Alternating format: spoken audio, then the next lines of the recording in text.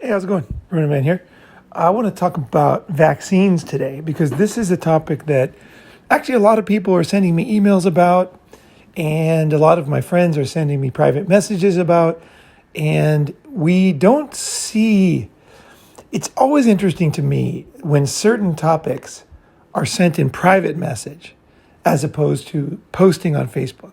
So whenever I see a number of messages that are suddenly only being sent on private instead of publicly displaying how somebody feels, I know something's up. I know that there's an issue here that's not being talked about. There's something fishy, and in this case, I would say definitely there's something fishy going on. So I want to talk about my opinion on it and my logic behind it, and I think my basic opinion is that I'm always open to new ideas. I'm always open to hearing more. But here's my take so far. Okay, so a lot of people don't really appreciate how good life is today. They don't see where humanity has come from.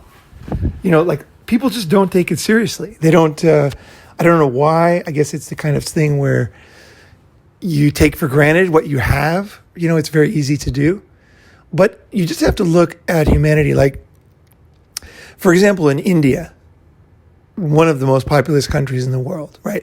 When we look at health, we have to look at the world. Okay, don't just look at your neighborhood because you might be in a very advanced neighborhood and somebody else might not be. So I take a global view of health. And I think that's very legitimate. So, okay, India at the turn of the century, so 1900, the average life expectancy was 25 in 1900.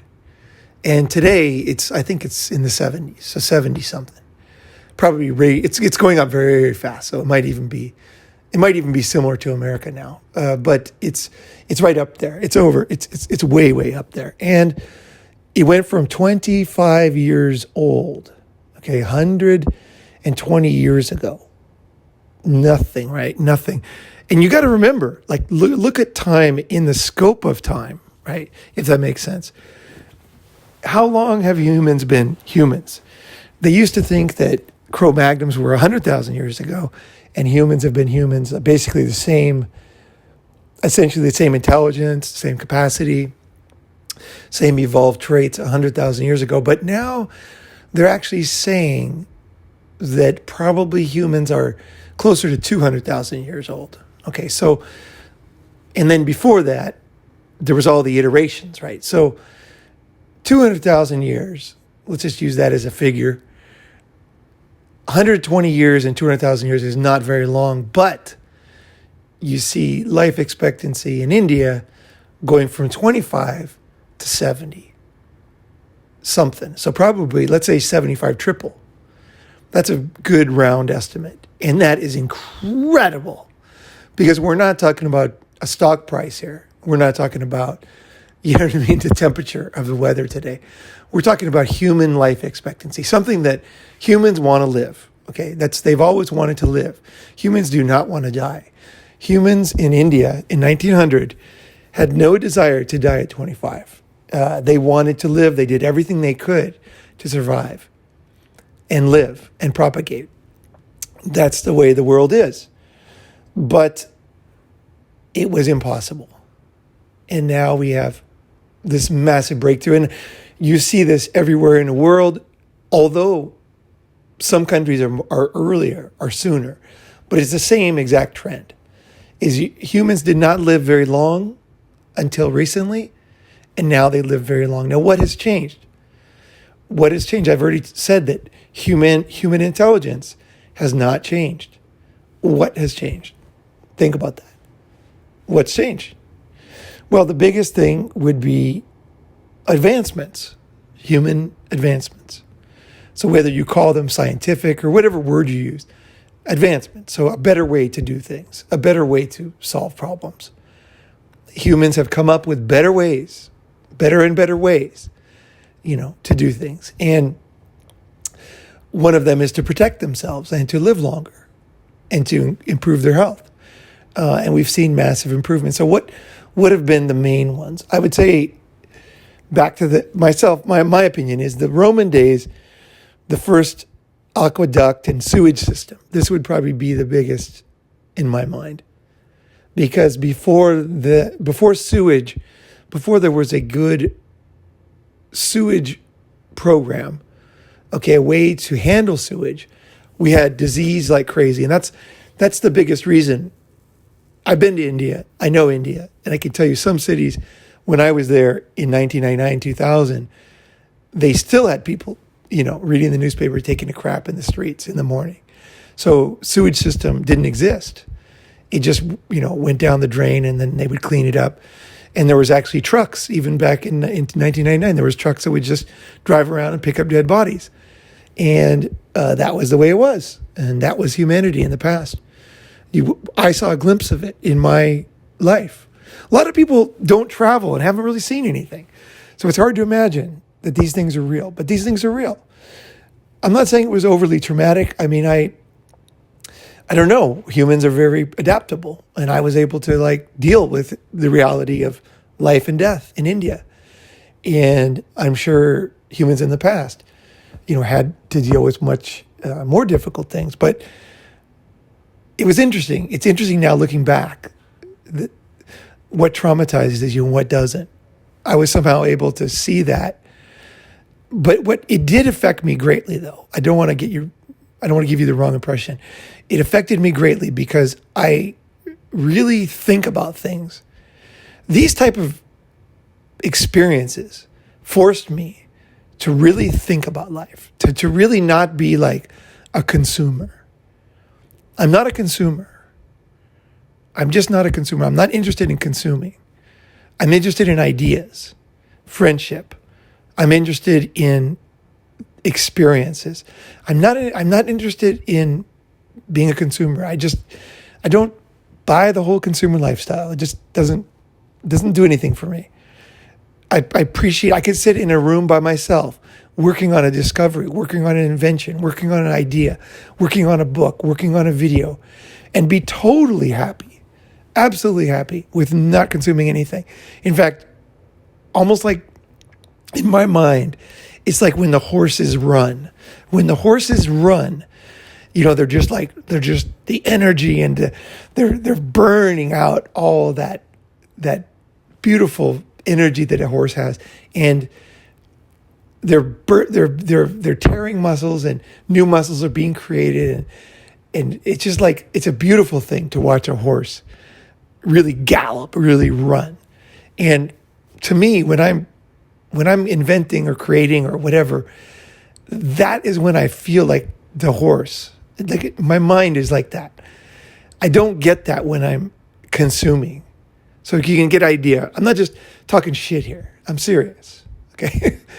In case you didn't know, I'm very serious. Sometimes I don't explain it well, but that's the best explanation, is like the horses are running. I'm doing something. Shit's going down, like I do when I make an episode. And so that's okay. So let's long way to say that the sewage system and aqueducts, those were probably the biggest things. And I would say the next biggest invention would be indoor plumbing.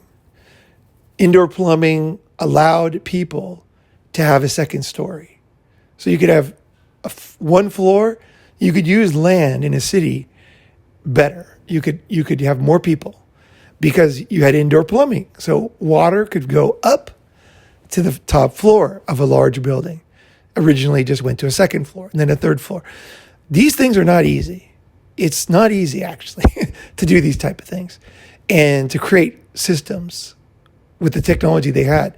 It was amazing. It was amazing. And this was another one of humanity's great inventions that allowed the combination of, fresh running water, aqueduct, sewage, and indoor plumbing allowed humans to really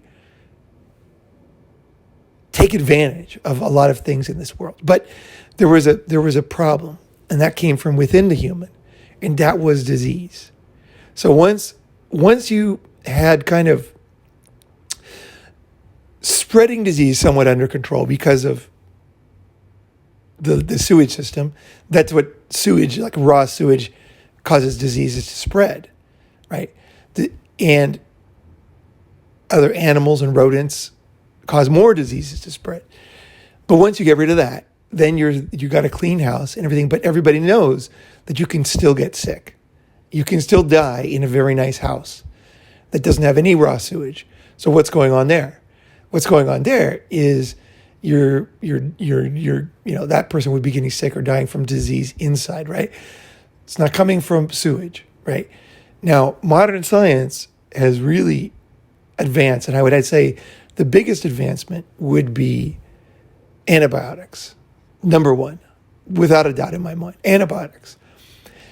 They allowed us, and this was very recent in the 1900s, and almost like so short time ago, it's like a blink of an eye. And this is already, people have forgotten this. They don't understand that antibiotics were the key turbocharger for modern society. They were the key. Before, soap and water was another big one. Soap and water. And you think probably soap and water is something that everybody understood, but they did not. In fact, in the Civil War, American Civil War, most people died from infection because they didn't clean the cuts. So they would get, let's say, bayoneted, and it wouldn't be a bad one, just their arm. But then that would get infected and they would die. They didn't understand to wash it. Humans in the Civil War time did not understand soap and water and bacteria. That was later. And another interesting thing, just to give you a kind of glimpse into the very near past, George Washington, do you know how he died? He died from drilling holes in his head to let the devil out. Okay? Back in his day, they believed disease was caused by evil spirits. And so he drilled, it was called bleeding. They bled him. Okay, they bled him. Okay, that's the way they would do it. Bleed people. And the way it was is to let the bad blood out, the devil and the evil spirits out. And then so that, let the devil out and God in, basically. And that was the way they handled disease back then. And George Washington, President of the United States, died from purposeful bleeding. And his doctors told him, said, we don't know if you can bleed again, like if you'll make it through another bleeding. He says, I really want to get better. I got to get rid of this thing. I got to do it again. And then he died. And it's very important for you as a modern person to understand the history of humans. Because if you don't, it's so easy to think that what humans know now, they knew then, or the way life is now was the way it was then. But it wasn't. It was because of advancements. And I think it's a good thing that everybody takes it for granted in a way, because it tells you that everything is good now. It's the same as I like to see a happy child. The child doesn't know that the child could have been born during wartime. The child doesn't know that other children went through very terrible and traumatic things. And it's better the child doesn't know, because the child is happy. The toddler is in his bed. She's in her bed. She's comfortable. She feels safe. She's living a very great life. And there's a lot to be said for not knowing the past, for not knowing how bad things could be, because it allows you to trust the world as a safe place. And that in itself is an evolutionary benefit, to not be insecure. The sense of lack, the sense of insecurity itself can be a very negative effect on a human, because it causes insecurity and worry for no reason. So it's a balance. We want to understand the past. At the same time, we want to be safe and comfortable that life is good today. And the way that we keep life good is by this process. So it's a balance. It's a balance of closeness and togetherness. It's a balance of knowing and being comfortable. Both. right? So that's the balance that I strike in my life. I want to strike in my life. That's as far as my health goes. Okay, now as far as vaccines were also one of the big breakthroughs after antibiotics. One of my friends, he passed away, but he had polio. He was older. I knew him when I was about 26, and he was in his 60s. And the time was, let's see, when was it? It was, no, I wasn't 26. I was older. It was 1999. And he had just retired. He was an executive at IBM. And by total chance, he retired just before the dot-com busted in 99. There was a big dot-com bubble that exploded, right? Boom, stock prices just tanked. I lost tons of money. It was terrible. But he was the opposite. But it wasn't his own intelligence. It was his pure luck. Because when he retired from IBM, he was forced to sell all his stocks that day. And he sold them at the peak. So he had $100 million. So he came to Asia, and I met him, and he had $100 million, but he had polio. So he had a limp. He had a bad limp. One of his legs was shorter than the other, right? I believe is what it was. I forgot what polio is. Anyway, it causes you to have a terrible limp. And it makes you look like the Hunchback of Notre Dame, kind of. It's not a beautiful thing, polio. The results of polio is, even though he survived, But I saw that. And of course, I was kind of wondering if he had a car accident or what the reason. And finally, he told me, he said, I had polio when I was a child. And I was like, wow. And he said, if I would have just had the polio vaccine, I wouldn't have had polio. And this has been the biggest struggle that he had in his life. So there's no question that polio is not common today. And that polio was common in somebody that I knew's lifetime. And not even that long ago. We're only talking 20 years now. Right? 20 years ago. And the guy's probably lived until, I don't know when he died, but I heard he passed away. So let's say he passed away 10 years ago. This guy, he had polio.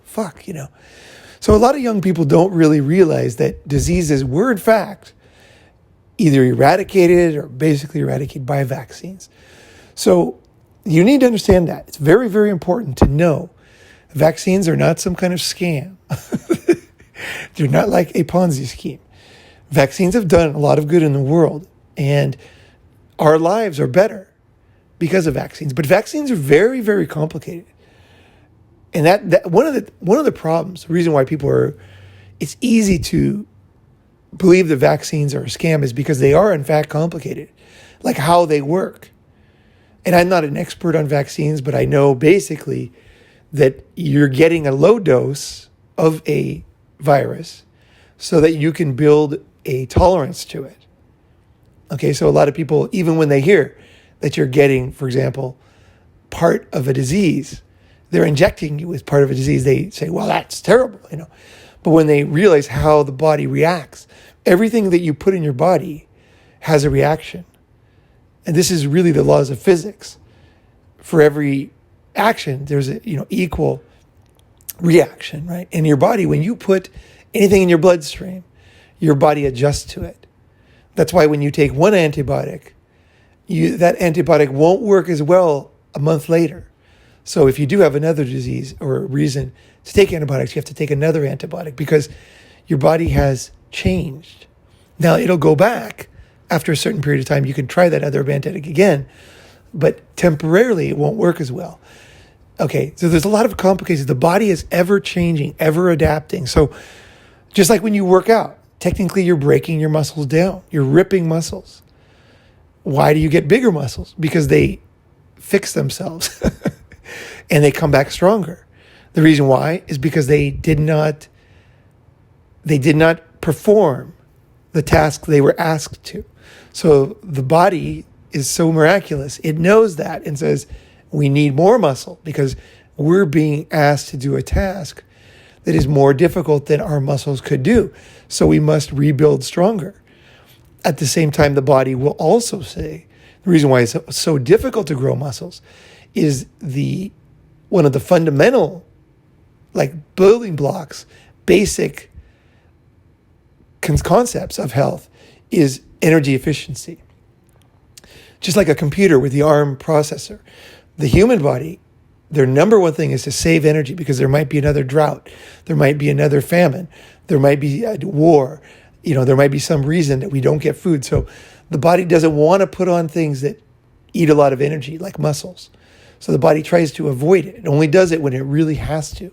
So that's why it's hard to build muscle. That's the balance you're doing. You're trying to force the body to put on muscle that the body doesn't want to put on because the body wants to be efficient. So it's that balance that you have to walk that thin line. And that's why people take steroids. They try to break those rules, but when they do that, they pay enormous price in their health, right? So that's the key. You need to understand these things and walk that line. Okay, so back to vaccines. So vaccines have done a lot of good in our world. And we are a product, all of us today are a product of these advancements, even though we don't know it. Because another thing about vaccines is very complicated, is even if everybody is not vaccinated, as long as like 70% of people are vaccinated, essentially the disease will be kept at bay.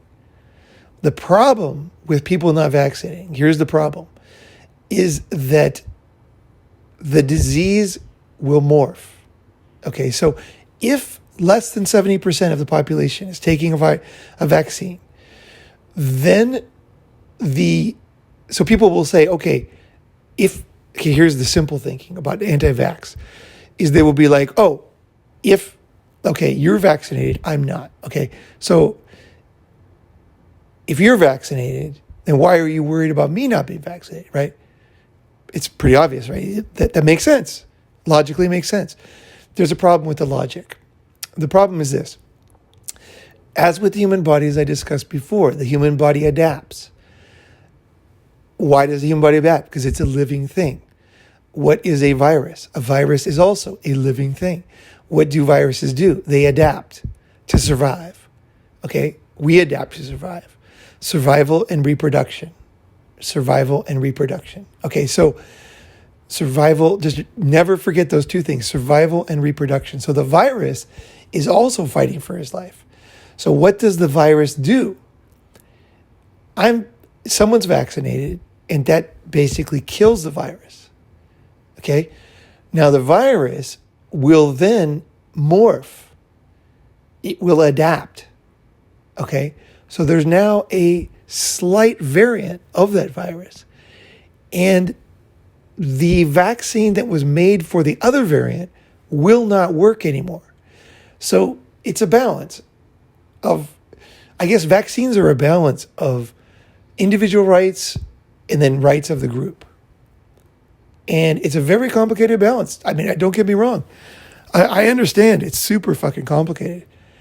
And I mean, I don't even know if humanity's up for the challenge. I mean, that's how bad it is, so complicated it is.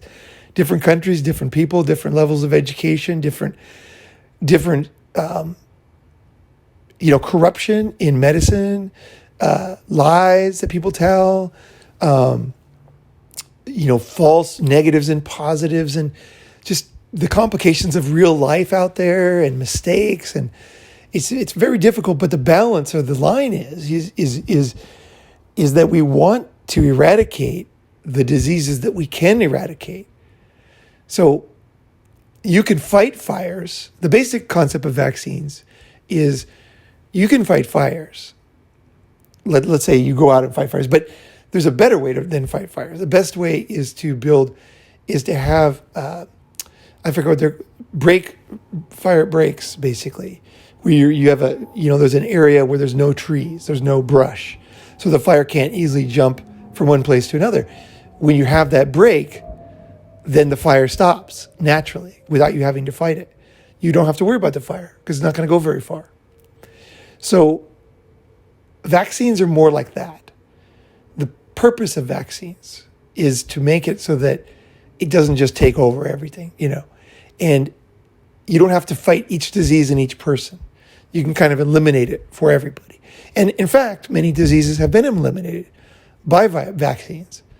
in the past. Now, today we have the internet, and we have a lot of different opinions, and we have a lot more truth than we had before. So a lot of things that were not known before are now able to research. You can research things you could not research before. The individual has more power than before. The ability to research and find out what it really is going on is at an all-time high, and I love that. Obviously, it's complicated because it's difficult to understand the world. So you need intelligent people who can sift through information and can see fact from fiction and decipher good sources of information, right? Now it's no longer in the government's hands, who controlled media before. Now it's in your hands. You have to decide on your own what's true, what's not true. And that, of course, you're going to have a large variety of ability to complete that task. Some people are very good. Some people are not. The people that are very good are not going to be good in every area of their life. So they might be very good in finance. They might be very good in investments, but they might not be very knowledgeable about health, right? They might be very knowledgeable about music, but they might not be very knowledgeable about scientific research, right? So nothing is better than the other, but that creates a lot of problems when it comes to agreement. There's not a lot of agreement anymore on things because it's just there's so much information and there's so many levels of ability to deal with that. And also each individual also has such a wide variety of things they know and don't know. Nobody's perfect, right? No man is an island. We rely on other people. That's one thing I love about the community. I put my ideas out there and a lot of people come back. You come back with just fantastic takes on what I'm saying. And it's just like we can get to the truth. We can get to a deeper understanding of the world together. And that's a beautiful thing. And that's why I do this thing. So vaccines. So someone asked me today, would you take the coronavirus vaccine? Or are you going to take it? He said, well, there's many types of vaccines. And I don't. Okay, let's go to pharmaceutical companies. One of my favorite documentaries of all time, which I highly recommend watching, is called The Marketing of Madness. It's on YouTube for free, and you definitely should watch this movie. I mean, I don't know if it's a movie or documentary, I don't know what you call it, but it is fantastic. I really love that. I watch it every year. The Marketing of Madness. And it's about the DSM. It's about pharmaceutical companies. I think it's just really great. I really recommend watching that. I'm not going to do a rehash of that video, but pharmaceutical companies are for-profit companies. And as much as I like profit, I think, and this is where I'm contradictory to myself, but again, just like the vaccine is a disease at a low level so that you can fight the high level, my contradiction, I believe, is rational.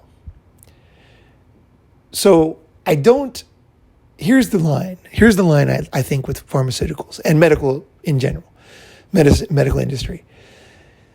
I think people have a right to make money off health. So in other words, a doctor has a right to charge people, to charge patients, to help them.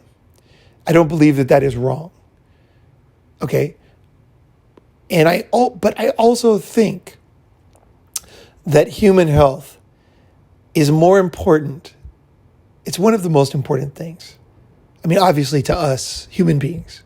I don't know what else beyond this cosmos. There might be something more important. There might be a phenomena that is building now that's going to destroy all reality. That's possible. Massive explosion that would cease to exist, everything. But I don't know about that. I can't, comment on that. I just say for humans, human health is right up there. We know we have our life, right? We have this life. We have the people we care about, and they have their lives. So human health is goddamn important. And I think if I asked you, would you rather have $1 million or or $10 million or $1 billion or $1 trillion or every single dollar in the world, but you would die tomorrow, I think most people would say no. And I say, okay, well, 2 days later, no. 3 days later, no. Because in the end, your health, your existence, survival, and reproduction. Your survival is more important than the dollars, okay? And in this case, I think there's a line here somewhere in health. Marketing madness, just watch that. But the line that I think is that I love private industry. I think that's what's driven a lot of these inventions, a lot of these creations, a lot of these scientific advancements. But also, the line I have is this, is that the same rules, let's say that a candy company has, okay, pharmaceutical companies should be held to a higher standard. So what do I mean by that? I mean that they produce drugs that we need. Okay, everybody hates them, but they do produce things that we buy and we need to buy for our health. No one else makes them. Governments don't make them. You can't make them in your backyard.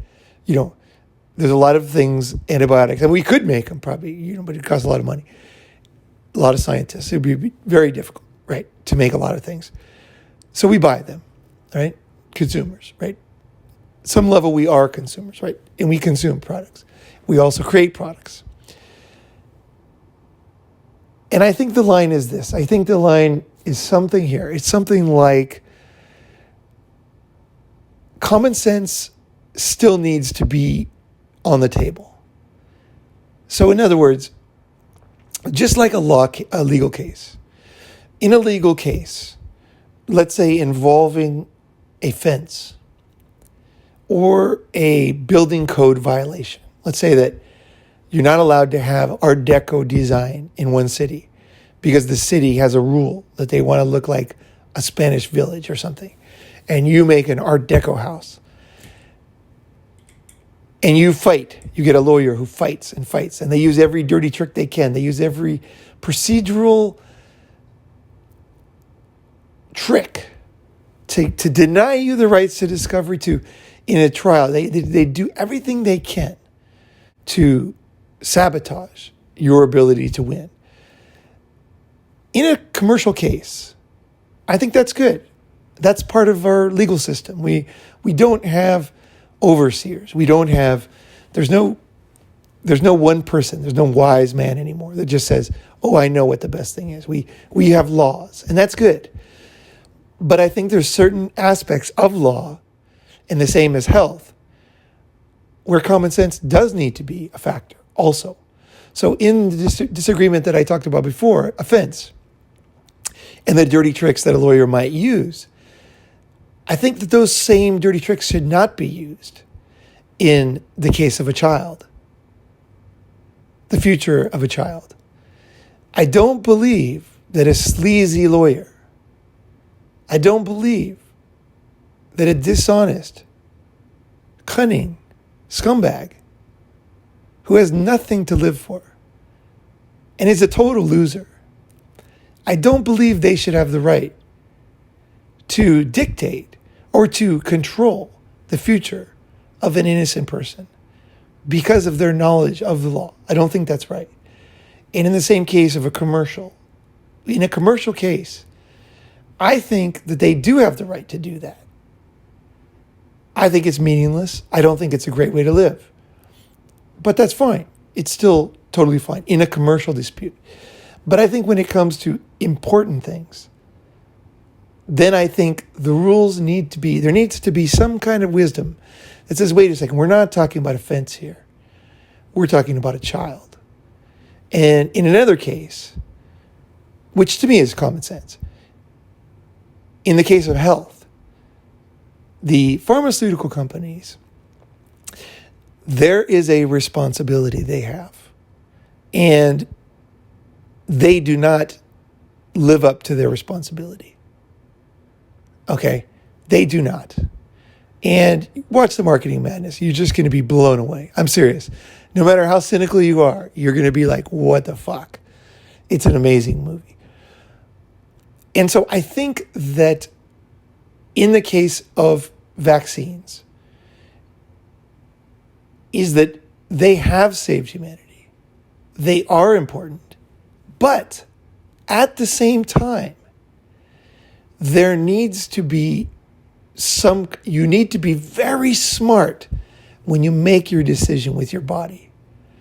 And my friend asked me a very simple question: are you going to take the vaccine?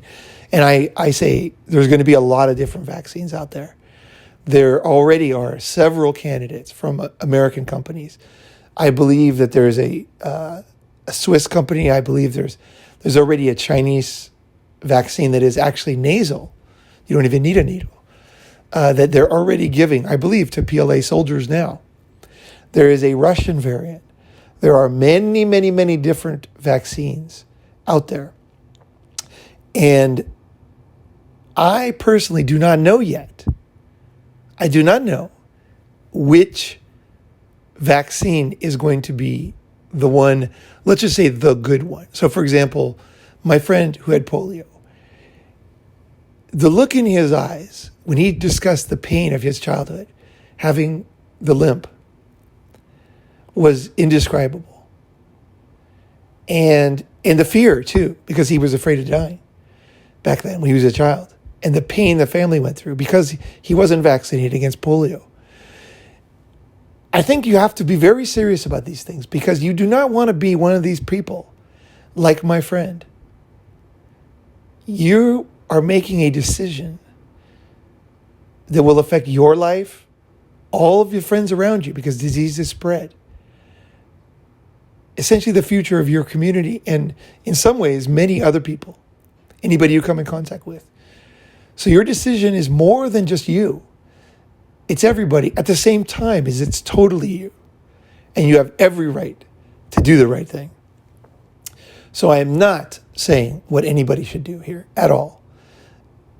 I just say that some vaccines have been very useful, and a lot of people today, to me, blithely gloss over the fact that they are healthy today because of a vaccine. So you have to accept these things. You know, it's like not a beautiful thing for an anti-vax person to realize that they actually are the product of a lot of advances in vaccines. Their health today, their very existence, past age 25, is a result of these type of advancements. And so the anger has got to stop and the intelligence has to start. So the decision that you make regarding the vaccine is solemn. I say it's a very solemn decision, a solemn and serious decision. I personally am going to wait. Nothing has been approved yet. There's nothing to decide now.